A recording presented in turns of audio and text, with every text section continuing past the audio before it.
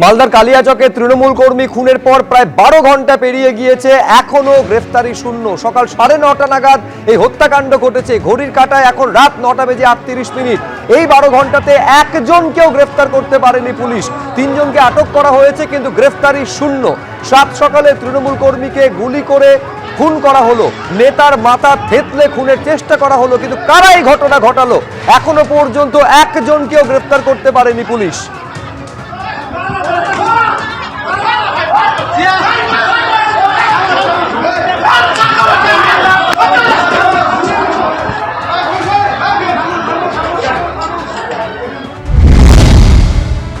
একেবারে সরাসরি ঘটনাস্থলে আপনাদের নিয়ে যাব। আবির দত্ত আমাদের প্রতিনিধি এই মুহূর্তে রয়েছে। আবির, এই ভাইরাল ভিডিওতে পরিষ্কার কারা খুনের ঘটনা ঘটিয়েছে, কারা খুনের চেষ্টা করেছে।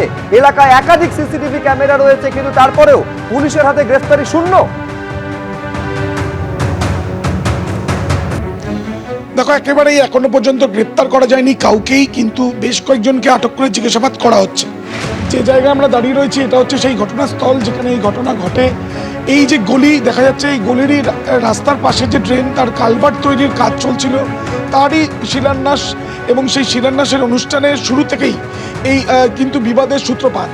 ঠিক গলির সামনে 100 মিটারের কিছুটা বেশি, সেখান থেকেই কিন্তু এই বিবাদ শুরু হয়, এবং তারপর এই বিবাদ এখানে এসে শেষ হয়, যেখানে দেখা যাচ্ছে ভাইরাল ভিডিওতে যে কিভাবে গুলি চালানো থেকে আরম্ভ করে ভারী বস্তু বা পাথর জাতীয় বস্তু দিয়ে কিভাবে মাথা থেতলে খুন করা হচ্ছে এবং খুনের চেষ্টা করা হচ্ছে। ইতিমধ্যে পুলিশ এখানে ঘটনাস্থলে রয়েছে, এবং এই ঘটনায় যার মৃত্যু হয়েছে তার পরিবারের সদস্যরা এবং যারা আহত হয়েছেন তাদের পরিবারের সদস্যরা কিন্তু বলছেন যে পুলিশ যদি আগে আসতো বা পুলিশ যদি সক্রিয় হতো তাহলে কিন্তু এই ঘটনা এড়ানো সম্ভব ছিল। তাদের এটাও বক্তব্য যে এই ঘটনা শুধুমাত্র আজকেই এই যে ঘটনার সূত্রপাত এমনটা নয়, বেশ কয়েকদিন ধরেই এই সমস্যার কিন্তু সূত্রপাত। আরও একবার তোমাকে ছবিটা দেখাচ্ছি, সন্দীপ পাল আমার ক্যামেরা পার্সন দেখাচ্ছে যে প্রচুর সংখ্যায় পুলিশ রয়েছে। কিন্তু আরেকটা বিষয় তুমি তোমাকে দেখাবো যে এই ঘটনার পর থেকে রাত পর্যন্ত ঠিক এই ছবি, চারিদিকে অন্ধকার, একটা দোকানও আজকে খোলেনি, বাড়ি থেকে মানুষ বাইরে বেরোচ্ছেন না, অর্থাৎ আতঙ্ক সম্পূর্ণভাবে এলাকায় পুরো ছেয়ে গিয়েছে। সাধারণ মানুষ তারা ভয় পাচ্ছেন এবং তারা আতঙ্কিত। বেশ কয়েকজনকে আটক করা হয়েছে, যেমন এমনি চলছে জিজ্ঞাসাবাদ।